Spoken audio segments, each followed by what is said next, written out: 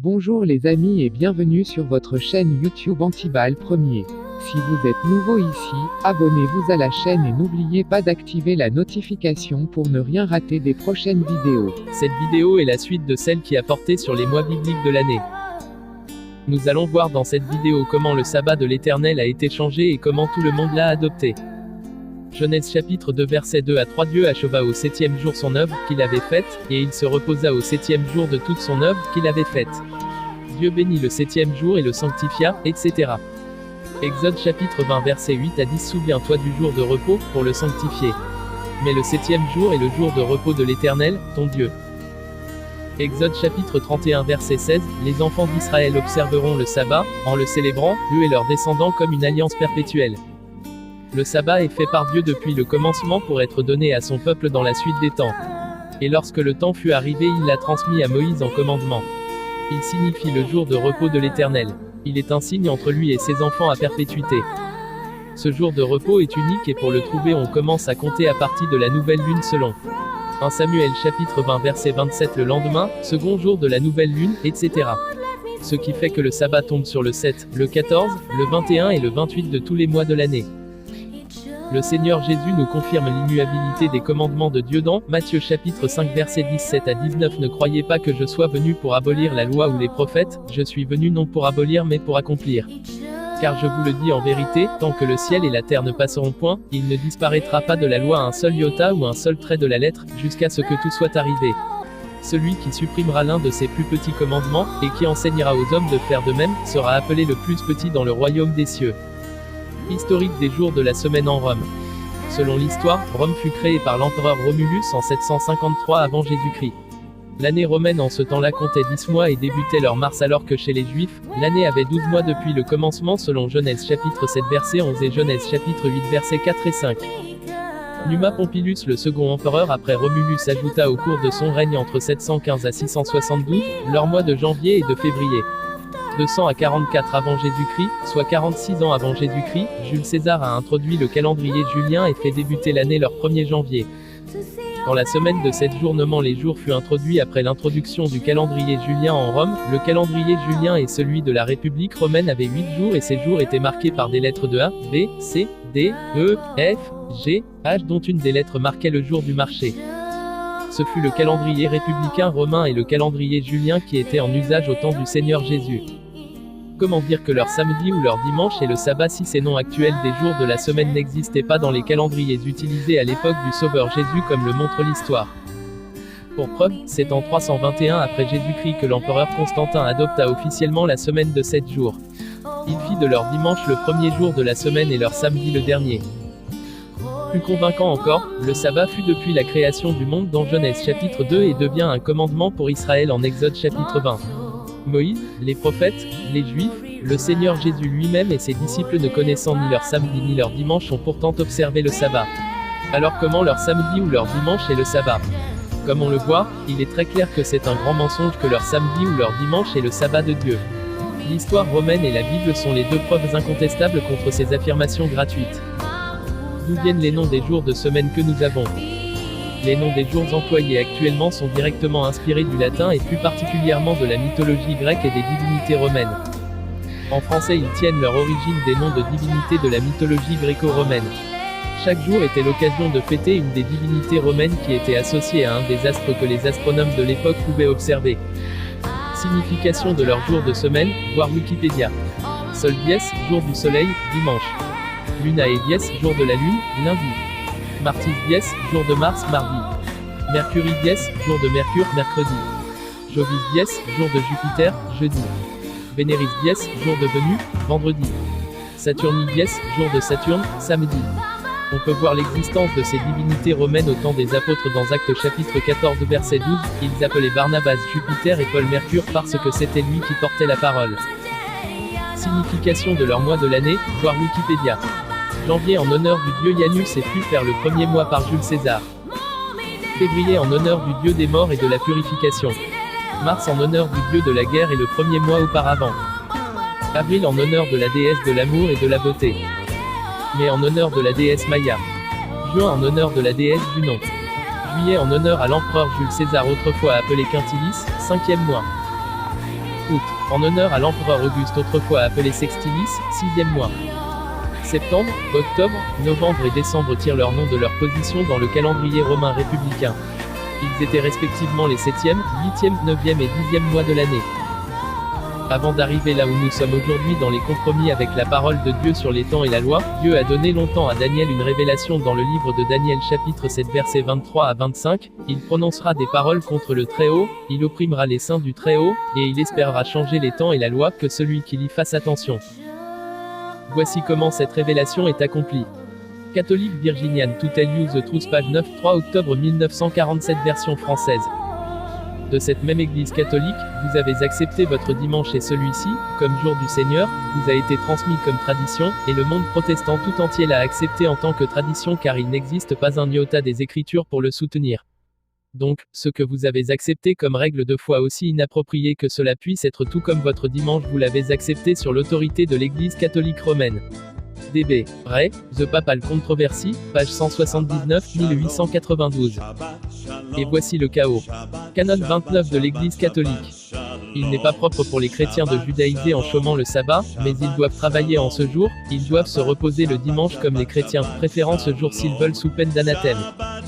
Ainsi l'Église catholique est arrivée à imposer son dimanche aux chrétiens avec cette décision prise au concile de Laodicée entre 363 et 365 avant le premier concile de Constantinople en 381.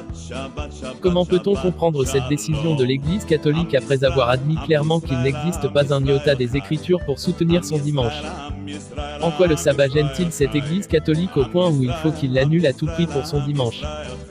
Alors que cache leur dimanche? Leur dimanche cache la volonté manifeste de l'Église catholique à faire adorer le soleil à toute l'humanité comme le signifie le nom en latin ci-dessus révélé en détournant les enfants de Dieu de l'adoration de leur Dieu. Cette mauvaise volonté de faire surtout adorer le soleil aux enfants de Dieu remonte dans l'histoire de la Bible que voici. Avec le soleil? 2 Rois chapitre 23 verset 11, il ôta de l'entrée de la maison de l'Éternel les chevaux que les rois de Juda avaient consacrés au soleil près de la chambre de l'eunuque Nethan-Mélec qui demeurait dans le faubourg, et il brûla au feu les chars du soleil. 2 Chroniques chapitre 14 verset 4, il fit disparaître de toutes les villes de Juda les hauts lieux et les statues consacrées au soleil. Et le royaume fut en repos devant lui. Ézéchiel chapitre 8 verset 16, et il me conduisit dans le parvis intérieur de la maison de l'Éternel. Et voici, à l'entrée du temple de l'Éternel, entre le portique et l'autel, il y avait environ 25 hommes tournant le dos au temple de l'Éternel et le visage vers l'Orient, et ils se prosternaient à l'Orient devant le soleil.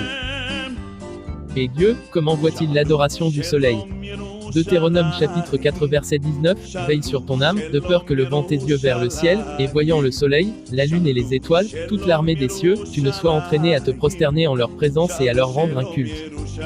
Dans Lévitique chapitre 26 verset 30 Dieu dit, je détruirai vos hauts lieux, j'abattrai vos statues consacrées au soleil, je mettrai vos cadavres sur les cadavres de vos idoles, et mon nom vous sera en horreur. Le culte du soleil n'est-il pas revenu à ce jour de leur dimanche? Il est très clair que soi-disant adorer Dieu leur dimanche revient à l'adoration pure et simple du soleil, sinon pourquoi ce n'est pas un autre jour de leur satanique jour de semaine? Voilà pourquoi à tout prix cette Église a empêché le culte de sabbat, le jour que l'Éternel Dieu a choisi pour être adoré pour que Dieu ne soit pas adoré.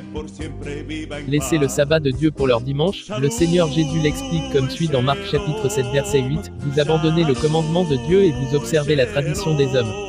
Et garder leur dimanche comme tradition revient à adorer Dieu en vain, ce que nous fait comprendre le Seigneur Jesus dans Marc chapitre 7 verset 7 en vain qu'il m'honore en donnant des préceptes qui sont des commandements d'hommes. Alors en observant leur janvier comme le premier mois de l'année et leur dimanche ou samedi comme le sabbat au lieu du mois de Pâques comme le premier mois et le sabbat lunaire comme Dieu le veut, les chrétiens n'obéissent pas à Dieu mais plutôt à l'Église catholique qui est l'autorité de Satan. C'est vraiment malheureux de constater que des responsables des églises évangéliques affirment que le sabbat est annulé en utilisant certains versets bibliques pour le justifier, juste pour montrer qu'ils ne suivent pas l'Église catholique. L'histoire retient que lorsque l'Église catholique a tout bouleversé, aucune confession religieuse évangélique n'existait encore. Et voici la déclaration des confessions religieuses qui existaient. Ce que les protestants avouent. Les luthériens, le premier véritable protestant, fut Martin Luther King. Aucun enseignement protestant n'est complet sans les paroles de leur plus grand réformateur. Veuillez noter cette citation sur le commentaire de Luther à propos d'Exode 16 versets 4, 22 à 30. Concernant le sabbat, vous pouvez donc constater que le sabbat est venu avant la loi de Moïse et a existé depuis le début du monde. C'est d'une façon toute spéciale que les gens pieux, ceux qui ont conservé la véritable foi, se sont assemblés et ont fait appel à Dieu en ce jour.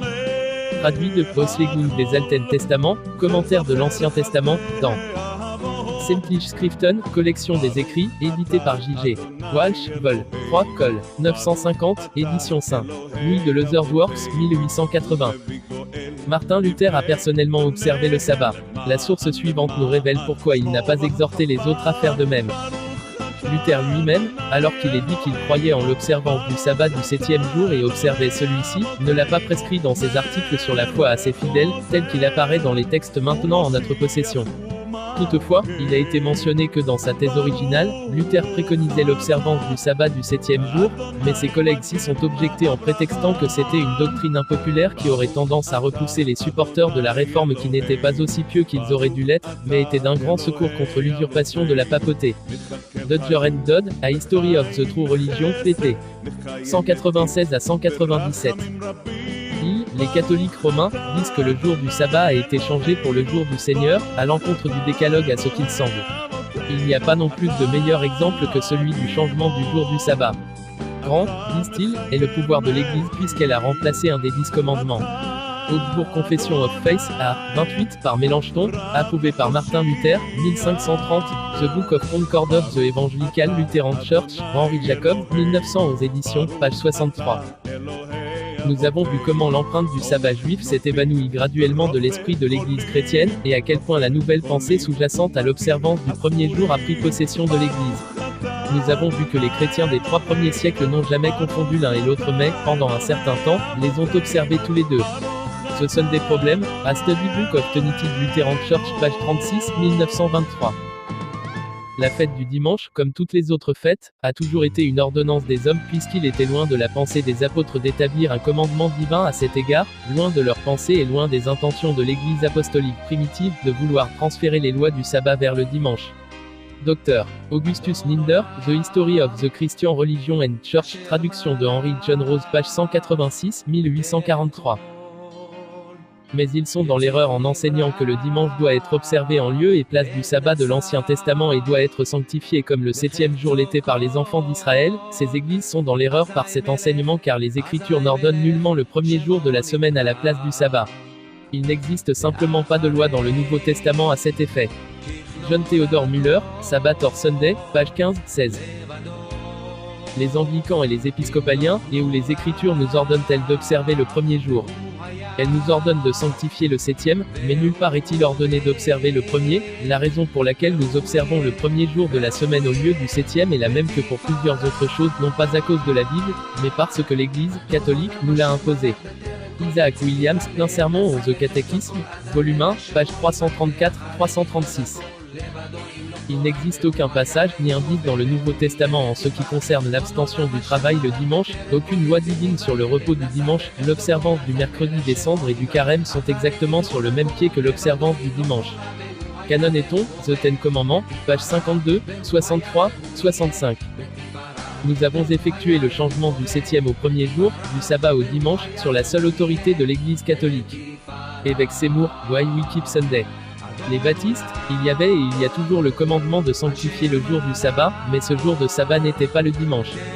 On dira toutefois, et cela avec un certain air triomphant, que le sabbat fut transféré du 7e jour de la semaine au premier. Où pouvons-nous voir l'attestation de ceci? Pas dans le Nouveau Testament, absolument pas.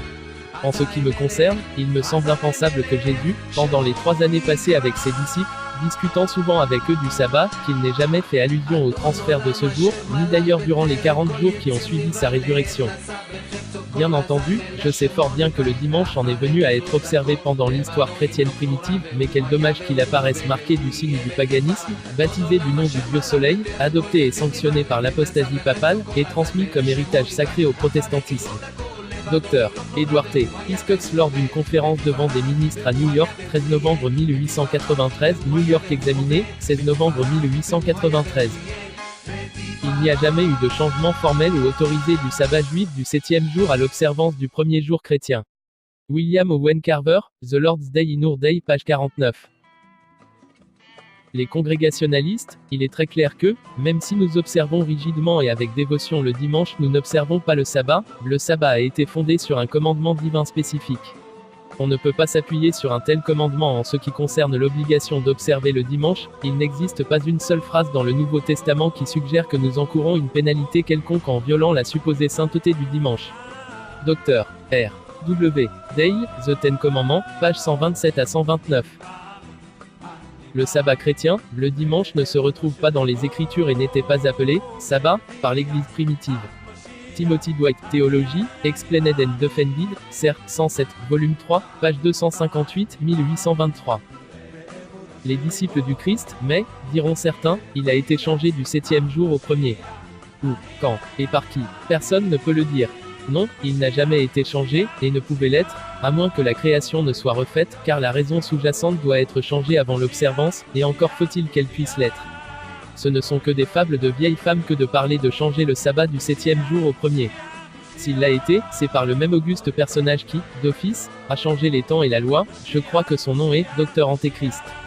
Alexander Campbell, The Christian Baptist, volume 1, numéro 7, page 164, 2 février 1824.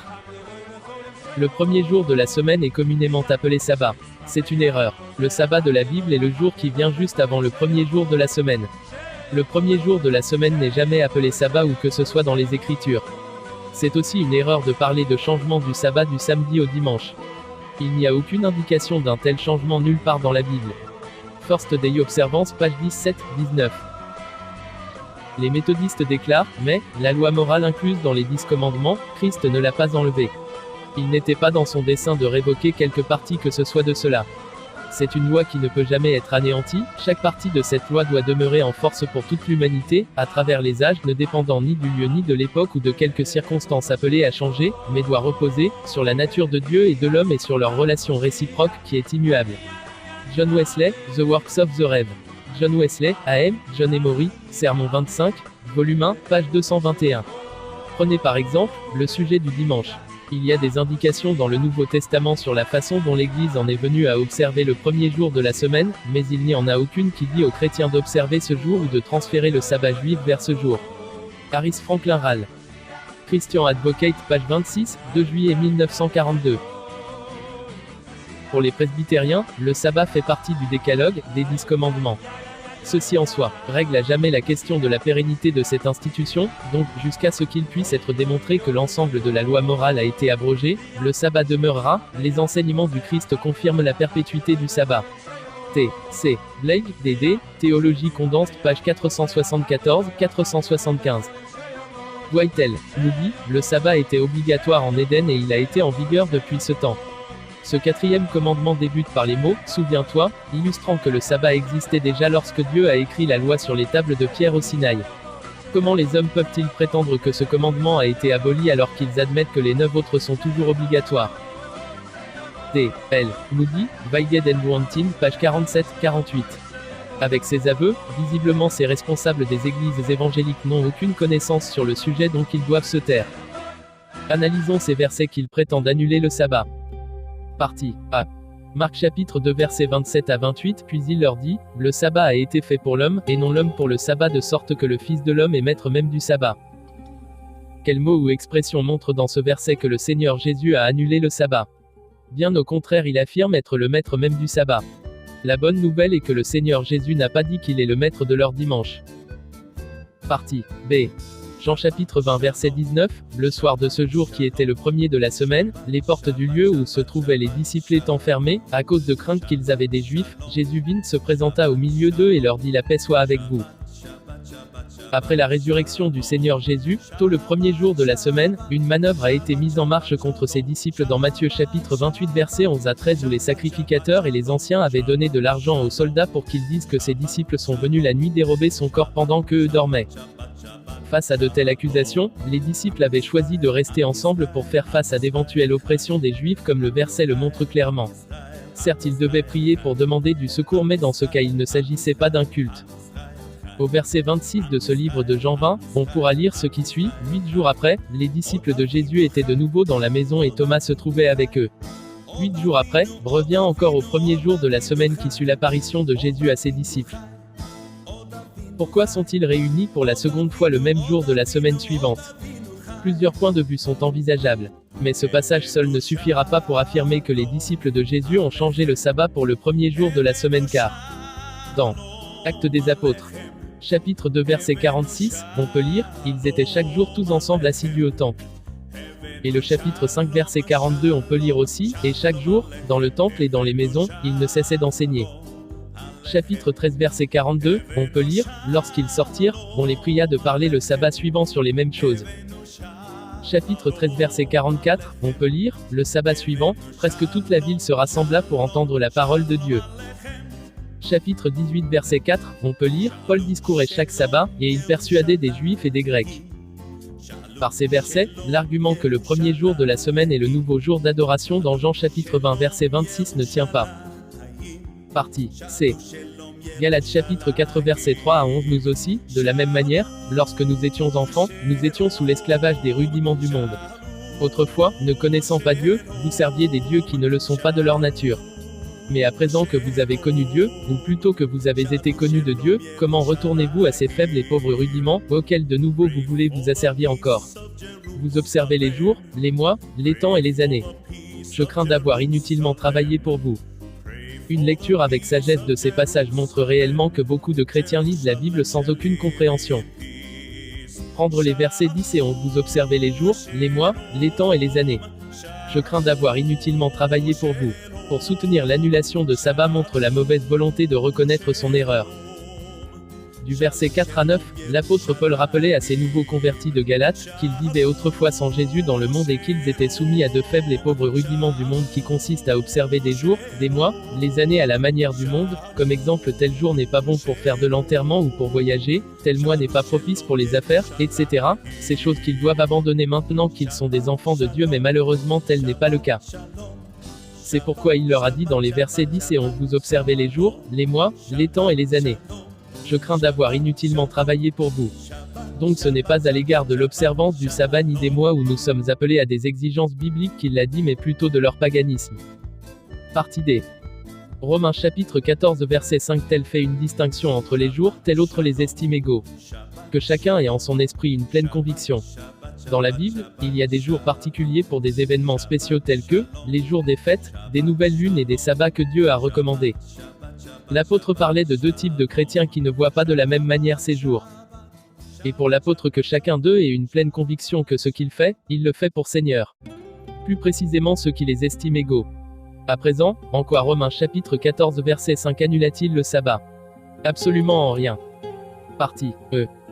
1 Corinthiens chapitre 16 verset 2 que chacun de vous, le premier jour de la semaine, mette à part chez lui ce qu'il pourra, selon sa prospérité, afin qu'on n'attende pas mon arrivée pour recueillir les dons. Notez bien les expressions. Mais à part ce qu'il pourra. Ou. Chez soi. Quand? Le premier jour de la semaine. Pourquoi? Afin qu'on n'attende pas son arrivée pour recueillir les dons. Chers amis, comme vous pouvez le voir vous-même, il ne s'agissait aucunement d'un rassemblement des saints pour qu'on puisse parler d'un culte. Dans ce verset, il s'agissait de la collecte en faveur des saints. C'est le premier jour de la semaine que Paul leur a donné pour qu'ils soient prêts pour les dons qu'il viendra recueillir. Donc ce n'est qu'une disposition à prendre pour ne pas lui faire perdre le temps son arrivée. Donc l'argument ne tient pas non plus. Partie F. Actes chapitre 20 verset 7 le premier jour de la semaine, nous étions réunis pour rompre le pain. Paul, qui devait partir le lendemain, s'entretenait avec les disciples, et il prolongea son discours jusqu'au minuit. Pourquoi étaient-ils réunis le premier jour de la semaine? Le verset même répond en disant qu'ils s'étaient réunis pour rompre le pain. Alors rompre le pain est-il synonyme d'un culte ou est-ce pour rompre le pain qu'on fait le culte? Que dit Actes chapitre 2 verset 46 ils étaient chaque jour tous assidus au temple, ils rompaient le pain dans les maisons, et prenaient leur nourriture avec joie et simplicité de cœur. Donc il est clair que c'est un mensonge de dire que ce verset annule le sabbat de l'Éternel. Dans les livres de Matthieu chapitre 14 verset 19, Marc chapitre 6 verset 41 et Luc chapitre 9 verset 16, on peut voir que Jésus a rompu le pain pour le public. Mais ce n'était pour rompre du pain que Jésus a rassemblé le public, mais plutôt c'est à cause de l'heure qui était avancée et du lieu où il était que le Seigneur leur a donné à manger. Que celui qui lit fasse attention. Partie G. Colossiens chapitre 2 versets 16 à 17 que personne donc ne vous juge au sujet du manger ou de boire, ou au sujet d'une fête, d'une nouvelle lune, ou des sabbats, c'était l'ombre des choses à venir, mais le corps est en Christ. Que dit Paul? L'apôtre, est-il en train de dire de ne plus fêter la Pâque, la fête des moissons et la fête des tabernacles?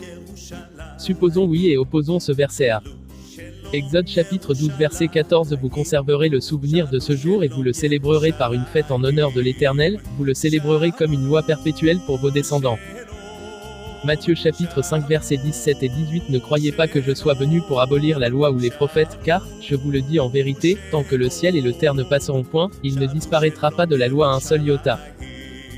Luc chapitre 22 verset 19. Ceci est mon corps qui est donné pour vous, faites ceci en mémoire de moi. Et le Seigneur a dit cette phrase pendant la Pâque. En les opposant, il est clair que cette supposition est fausse. L'apôtre, serait-il en train de dire de ne plus observer la nouvelle lune et le sabbat du 7e jour? Si oui, a-t-il dit comment faire désormais pour connaître le début du mois et quel jour faut-il sanctifier pour le repos? Et s'il ne l'a pas dit, aurait-il raison pour avoir refusé? Opposons cela à Ésaïe chapitre 66 verset 23, à chaque nouvelle lune et à chaque sabbat, toute chair viendra se prosterner devant moi, dit l'Éternel. Apocalypse chapitre 12 verset 17. Et le dragon fut irrité, à ceux qui gardent les commandements de Dieu et qui ont le témoignage de Jésus. Matthieu chapitre 5 verset 19. Celui qui supprimera un de ses plus petits commandements, et enseigner aux hommes à faire de même, sera appelé le plus petit dans le royaume des cieux. Or le sabbat est le 4e commandement selon Exode chapitre 20 verset 8. En les opposant aussi, il est clair que ce n'est pas vraiment ce que l'apôtre enseigne. Mais qu'enseigne-t-il réellement? 2 Pierre chapitre 3 versets 15 à 16. Croyez que la patience de notre Seigneur est votre salut, comme notre bien-aimé Paul vous l'a aussi écrit, selon la sagesse qui lui a été donnée, des points difficiles à comprendre.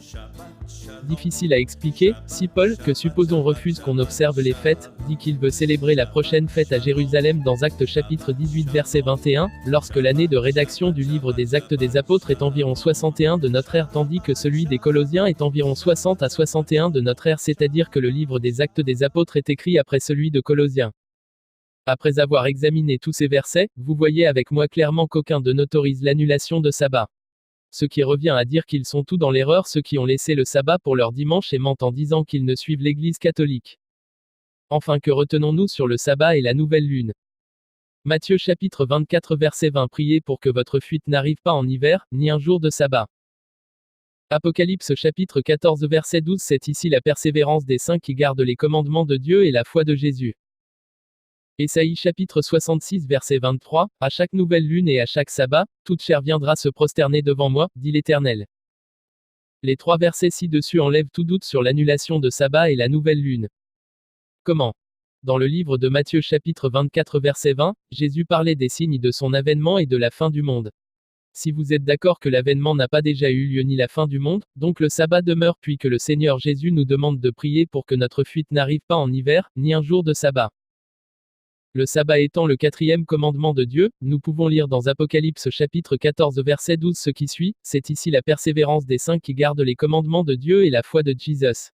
Autre preuve qui montre que le sabbat reste jusqu'à l'arrivée prochaine du Jésus-Christ. Et comme, à chaque nouvelle lune et à chaque sabbat, toute chair viendra se prosterner devant moi, dit l'Éternel. N'est pas limité dans le temps par Dieu, alors la nouvelle lune demeure aussi jusqu'à la fin du monde. Voici ce que te conseille le Dieu de cette révélation, ainsi parle l'Éternel. Placez-vous sur les chemins, regardez et demandez quels sont les anciens sentiers, quelle est la bonne voie, marchez-y et vous trouverez le repos de vos âmes. Jérémie chapitre 6 verset 16. Je m'en vais conclure, chers frères, sur cette vérité que vous venez de découvrir avec ce livre de Josué chapitre 24 versets 14 à 15, et si vous ne trouvez pas bon de servir l'Éternel, choisissez aujourd'hui qui vous voulez servir, ou les dieux que servaient vos pères au-delà du fleuve ou les dieux des Amoréens dans le pays desquels vous habitez. Moi et ma maison, nous servirons l'Éternel.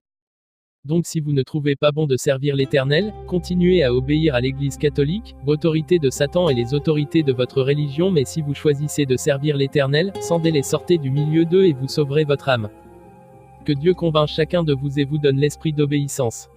Seigneur Jésus, je vous remercie pour toutes ces révélations et la faveur de pourvoir laisser par écrit ces preuves indéniables pour ceux après nous.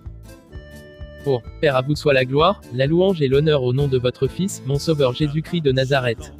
Amen.